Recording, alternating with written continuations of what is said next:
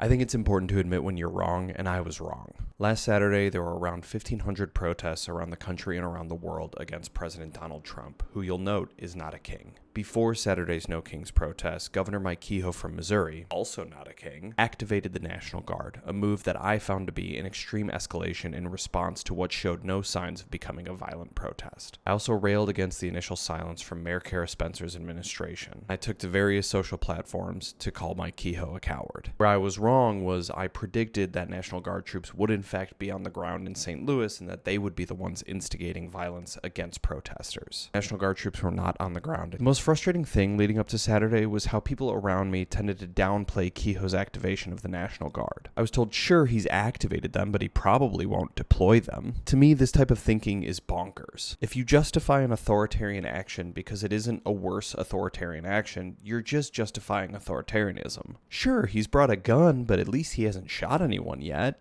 Do you see how insane that sounds? I understand that I was a theater kid in high school and college, but I have to assume most people know about Chekhov's gun, right? Kehoe's activation of the Guard was an intimidation tactic. They weren't deployed this time, but they could have been, and they can be in the future. Protesters in the state of Missouri have a lot to protest right now, and now they have the fear that the National Guard can be deployed against them. Kind of a tough blow to the First Amendment, if you ask me. So yes, I was wrong this time. There were no boots on the ground in St. Louis. Does that mean that Mayor Spencer should have stayed silent? Absolutely not. Does that mean that the Guard will never be used against peaceful protesters in Missouri? Absolutely not. Does that mean that we need not fear the state-sanctioned violence of an empowered right wing in our country? Absolutely not. What it means is that Donald Trump, Mike Kehoe, and the rest of their ilk have effectively put their guns on the table, and we all just have to sit around and wait for them to go off.